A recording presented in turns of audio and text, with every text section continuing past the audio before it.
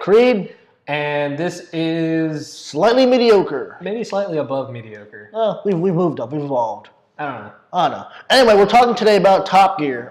So what we'll be mainly focusing on is Top Gear, like the original UK Top Gear. Mm-hmm. You know, Jeremy Clarkson, Richard Hammond at first, and then they added James May later on. And then also now their new show also, was it the Grand Tour? Yeah, we'll be talking about that as well. So when we think Top Gear, automatically we think of those three. Yeah. Because they are like the trifecta. You know, they got the knowledge, they got the funniness. You know, good chemistry. They have really good chemistry on and off screen. You know, they're able to really make a show that in reality, like if you're just sitting there reviewing cars, like that can get kind of boring. Yeah. And I'm a car guy, so me saying that definitely says a lot. Like if all you're watching is just someone just talk about cars all day, then it's kind of like an auto parts review from like shop class, basically. Yeah. And yes, it's interesting to see some of these cars because some of these cars you would probably never get to put your hands on in your life. And so it is interesting to see. I probably knew more. Like when I worked in a performance shop in high school, I'd been watching Top Gear for probably about 5 years at that point. Yeah. And I knew more about the cars I was working on before I even started working on them because of Top Gear and then my own research and everything like that. Yeah. And there's been a bunch of spinoffs off of Top Gear. You have Top Gear USA, you have their new show, the Grand Tour, which kind of has the same formula. Yeah. And then you have, shows like Roadkill and Dirt Every Day and, all the Motor Trend ones and, everything like that. So it is, it's kind of sparked a revolution of car people. But we'll talk about Top Gear first. Top Gear was their first show. Unfortunately, Jeremy Clarkson got fired by the BBC due to punching a producer. That'll do the trick. Did he storm the area with a tank or something? Like he was in the tank? No, he was according to the BBC story, he punched a producer because his steak wasn't done the correct way. I'm not sure if Jeremy just didn't have enough cigarettes for that day or whatever, because he is a very active smoker, and was just irritable, or who knows? He might have just been having a bad day. But anyway, the BBC basically canned the show. Canned him. Oh well, yeah, they canned Jeremy. And then Richard Hammond and James May were like, we can't do it without Jeremy. like if you're getting rid of Jeremy, then we're leaving too. So they didn't. And then they were just kind of floating around doing their own thing for a little bit. And then Amazon picked them up with a stupid huge contract. It's like $1 billion or something like that. They have so many millions to spend on each episode. And it's called the Grand Tour. Great show. And it is an excellent show. Now, the first season was kind of because they were really still trying to ride the Top Gear wave. They were trying to keep the same formula as Top Gear. Okay. And I think they realized that people like me, when I'm watching Top Gear, I watch it for the adventure episodes, for the Stig. Yeah, well, I don't really watch it for the Stig, honestly. I watch it for the lap times and everything, but I love it when they go out and do stuff, like their road trips and everything like that. Those to me have always been the best episodes. Like the Vietnam episode of Top Gear has to be one of the best episodes ever. So the first season of Grand Tour felt kind of, because they were trying, they had really car heavy episodes, which I don't mind. I do enjoy learning about new cars so I can stay current with my knowledge and everything like that. But it was kind of stale. And then, it just felt like a Top Gear reboot, and people thought the same stuff. Then season 2 came around. Season 2, they were doing more, outlandish shenanigans and everything like that, building their waterproof cars and, doing their adventures and everything like that. And that's what people watch Jeremy Hammond and James for, is that kind of stuff.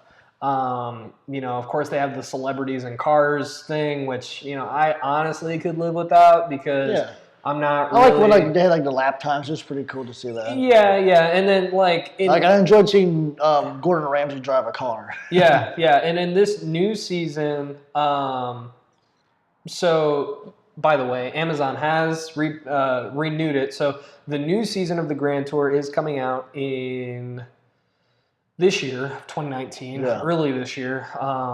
If it's not, well, it's not out already. Like we've said in previous episodes, we film these in advance. So movie magic.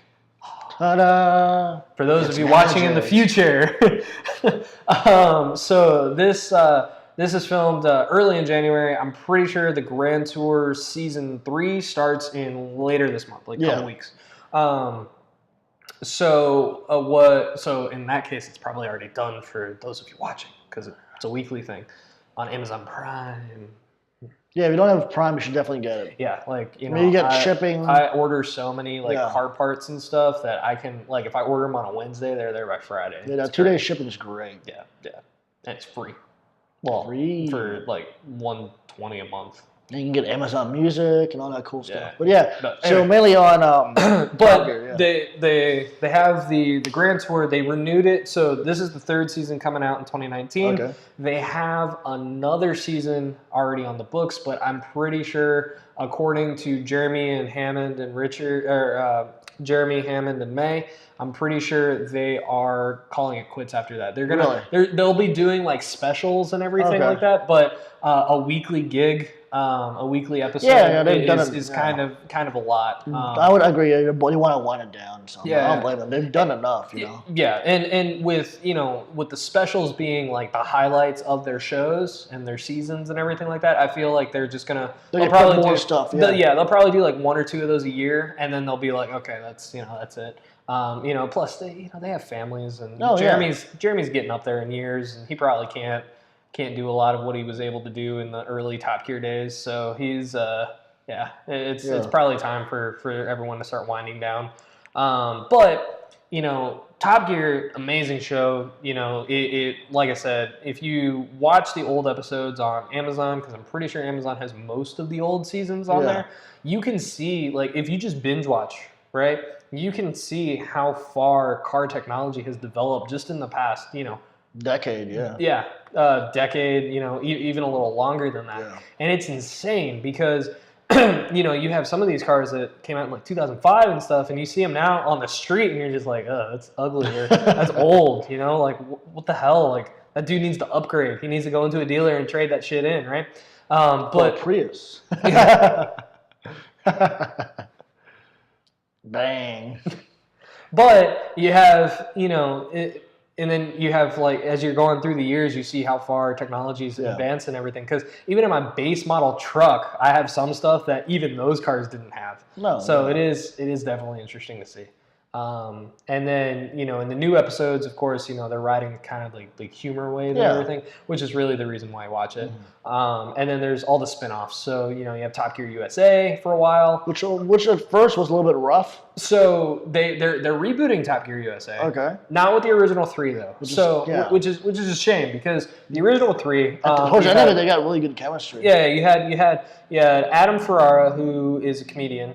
You have Tanner Faust, who's actually a drift rally driver. Wow. And then you have Rutledge Wood, who I'm not really sure what he did. He used to do a bunch of stuff for NASCAR. Yeah. He does a bunch of stuff he does a bunch of promotional things for car companies and stuff. So he, but you have, and I'm pretty sure he was a journalist as well. But you had those 3, and they kind of the first season was really rough because you kind of got to push yourself through it because they were really just doing what the original Top Gear UK was doing, just Americanized, which was kind of lame because it's okay, this is literally just a recycle of the same script, and same formula and everything like that. And then they started doing episodes of, their cars that they had in high school, and they're going on a road trip with them, and just doing stupid stuff. And it was great because that's the kind of stuff that I enjoy watching with Top Gear. I love the road trips, I love the specials. It's just something that's more entertaining to watch and something I can really get drawn into because just a spec sheet of a car, let's be real here. It's really boring. I don't really want to listen to how much torque or horsepower or how many turbochargers everything has, because it's not like I'm ever going to get my hands on it. So why? Although I did think about that with that Bugatti Veyron, and I ended up doing an oil change on that, and that was how was that? That was not fun. The Bill W. Dude, W16. Yeah, W16. It has 4 turbochargers and 10 radiators. Sounds rough. It has more radiators than like I do in my house. It's insane. Heavy too. Yeah. Oh, you drop that and something gotta be stupid heavy. Yeah. And to do an oil change on it, you got to take like the whole back half off, and you have to have all these like special tools straight from Bugatti and stuff like that. I woke up in a new Bugatti. Yeah, same with my Lamborghini and my Ferrari, but whatever. So it is interesting to see. How many spin-offs have happened. Yeah. And then you have the new Top Gear UK, which we don't talk about. Yeah, we won't talk about that. And then you have the new Top Gear USA, which is apparently supposed to be rebooted. They have some okay names in there, like they have a race. Like I'm pretty sure. I don't remember, but I know one of them's like a race driver. One of them's like a professional car reviewer or something like that. By the way, I want that job. Like, how do I get to be a professional car reviewer? Like, I would love that job. Like, just be like Doug DeMuro all day. Or Jay Leno. Or Jay Leno, yeah. Like, what the hell? Like, how do I be that? So that would be definitely interesting. And then, you have other, like, networks that have spun off that as well. You have, like, shows like Roadkill, with David Freiberger and Mike Finnegan. And originally, I love their stuff because, it was new, it was different. They would take these ratty cars in junkyards, they'd spend a couple days, they'd spend a couple $100, they'd get them running, and then they'd drive them back to wherever the hell they came from. But then, the further I watched, the further I kind of got depressed because, it's like they're in Southern California and they're finding these amazing cars for like next to nothing, like $700. And I'm like, what the hell? Like, what? Why? Like, why can't I find those deals? So that was kind of a pain in the ass. Like, eventually I just started getting frustrated watching it. And then, more recently, they're, pretty much ever since they got sponsored by Dodge, they were doing a lot of Dodge things for a while. And then, they had that beef with Gas Monkey Garage and Richard Rawlings, and that was just, to me, that was just stupid and, like, didn't really need to be necessary, because I saw both sides of it. I saw the Roadkill side of the episode, and then I saw the Gas Monkey side of the episode, and, like, it's just stupid. And who do you think was right? Well, okay, so to give you a little backstory, you have the Roadkill guys who, they were like, hey, Richard Rawlings, we heard that you can make a race car. We're going to challenge you and, call you out and everything like that. And, they're just like, and they're like, okay, bring it to our zip tie drag races or, whatever, or Roadkill drag nights or whatever in Michigan. And they're like, okay, cool. So Richard, he's like, I'm not gonna screw with these guys, for a while. And then they started like just really annoying them by calling them out. And he's like, fuck it, right? Yeah. I'll build a race car. So he started like building full on Pro Street, like Dodge Dart. It was insane. It had a Hellcat motor in it. It was stupid crazy. And then the Roadkill guys, when you see it from their episode of the same like event, they had a 1969 Charger or Challenger, one of the two. Okay. I'm pretty sure it was a Charger. And they ended up stuffing a Hellcat motor in it. Oh. So that's 707 horsepower for those of you that don't know these things. So, they stuffed that into a 69 Charger. But the thing is they went to a shop that specializes in like putting new motors in old cars. Oh. So, like there was really fair. There was, well, not really, because like Richard does the same stuff. Okay. So, well, not Richard, but at the time it was Aaron Kaufman, his main tech, but the Gas Monkey Garage does the same stuff. So it was interesting to see, like, because David Freiberger and Mike Finnegan, they're like, oh, we're going to build this cool car. And yes, they had some building parts in there, but it was really that other shop that like laid out the wiring harness and did everything. And then you have Aaron Kaufman on the Gas Monkey side, who took a 2-speed transmission, Power Glide, which is specifically meant for drag racing, and he hooked it up to a 707 horsepower Hellcat motor that came out of a Dodge Hellcat,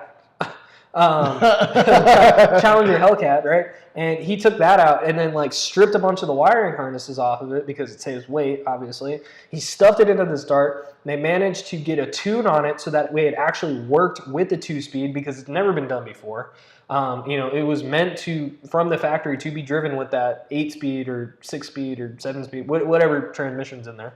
And then the very end of it, like David Freiberger and Mike Finnegan from Roadkill, they were like, oh, well, but we have these rules, like it needs to be this car, it can't weigh this many pounds, it can't, it has to be street legal, blah, blah, blah, blah, blah, blah, blah, blah, blah, right? And their car was barely street legal. So, there was a lot of like, headbutting with like rules and stuff. And then finally Gas Monkey was like, screw it, I'm just going to build the car the way I've been building the car. And they go, and then they kick their ass. So it was, I had a lot. You think it was real, or you think it was just made for TV? I don't know. I feel like some of the drama was definitely for real, but I feel like Gas Monkey did build a better car because technically speaking, and me knowing drag cars and everything, because I used to build them, was definitely something that, like a 2-speed is always going to be a car with more transmission speeds because basically you pop the trans brake when you're at the starting light, right? And it goes green. All you got to do is release the trans brake, pop it, you go, right? You hit the NOS and you go again, and then you're just gone. So it's a lot more complicated than that, but for time, it's okay. So you have shows like that, and then you have other Motor Trend shows like Dirt Every Day and all that fun stuff where they kind of do the same stuff. But they're not. None of them were kind of like the original Top Gear. Yeah, and none of them are going to be like Top Gear because the thing about it is like, yes, you have hosts with the same chemistry, right? Like me and Creed here, we got chemistry, like not like chemistry, but we got chemistry as hosts. So, it's really hard to find 3 hosts that all have kind of a mutual chemistry with one another. Yeah. And they're into the same stuff for the most part. And, but they're still able to have that, back and forth kind of like joking around banter. Okay. And, still make a quality show. Yeah. Because even the Grand Tour, like, yes, they have more money to do stuff with. But the message is just still them. But it's still still them just being stupid, doing stupid stuff with expensive cars. It's great. And one of the main things I loved about the original Top Gear is when they bought like absolute junkers. Yeah. Sight unseen, like online, and they go to like Brazil and then try to like go across South America, or when they did the Argentina run and then they went to Africa with those really expensive cars. Yeah. So that's definitely something that's interesting. Yeah. And I love to see that. Yeah. Like it pretty much. I feel like I love to see that because I physically cannot do that. Yeah. Honestly, if I had Jeremy Clarkson's job or Richard Hammond's job or James May's job, then I would be in absolute heaven. But not everyone gets those jobs. No. So Amazon, if you're looking, we're down for a car show. But Wade, you mentioned that the Vietnam episode was one of your favorites. Yeah. For me, one of my favorites probably would be a tie between that one episode where all 3 of them they get these junkers and then they write these really when they're in the South? They always really controversial stuff on the side. We live in the southern United States. Yeah. We live in Texas, right? Jeremy Clarkson, James May, and Richard Hammond, they came to the States one time. They bought these absolute pieces of crap for, I think it was next to nothing. Yeah, I think it was $2,000 US. Yeah. So they, what they would do is they go on these events, and these would be their specials. So this one was called their Southern United States special. Yeah. And what they would do is they would take these beat up cars, and then they would try to drive them as far as they could, and then there would be some point in the middle where they would do modifications. Which is usually just like, depending on the event, they or what the challenges the producers gave them, would depend on what kind of modifications they did. Sometimes it was take a Mustang and lift it. Sometimes it was like just put bigger tires on it. Whatever. Never knew what was going on. So there was this one challenge where they were required to spray paint things on their car. On each other's cars. They wouldn't do their own car. On each other's cars, yeah. So, and, because they were always, like, playing pranks on one another and everything like that. So this one, they're driving through, I believe it was Alabama. Yeah. And on one of the cars, they had, what was it? Hillary Clinton for president. Yeah. And, like, one of the ones was, like, there's a bunch of other like provocative stuff. Yeah. There was a bunch of other.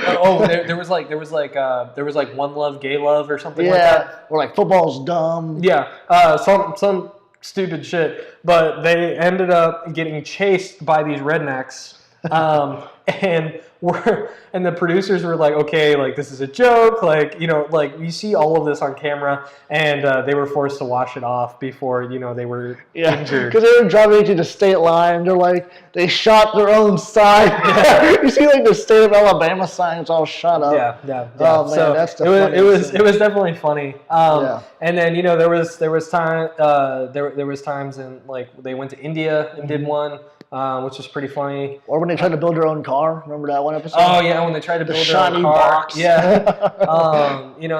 But there's definitely been a lot of interesting things. Yeah. They made a rocket car. They've done a lot of stupid stuff, but it's been funny and entertaining at least. So, but it's a legacy, and it. Honestly, like anything that comes with the new Top Gear or the new Top Gear USA, it's not going to be able to beat it because they just they might have the chemistry, but they're not going to be able to have the it factor, that the three have with the Grand Tour and the previous Top Gear episodes. So but yeah, man, don't get me started about cars. I can go all day. Oh yeah. But yeah, Top Gear is a great show. The Grand Tour, Top Gear was a great show. It was a great show. Yeah, it's absolutely awful now. We don't watch it now, but the Grand Tour is a great show. Definitely check it out. It's on Amazon Prime. Get Amazon Prime too. I know we talked about that last season. If you're a student, it's half off. Yeah, get that student discount. So yeah, let us all know what y'all think about Top Gear, the Grand Tour. What your favorite episodes were. You should also let us know if me and Creed need to start our own Top Gear special episode. Totally. Yeah, let us know what y'all think in the comments below. Like, comment, subscribe, and again, Slutty Mediocre. Thanks for watching. Bye, y'all.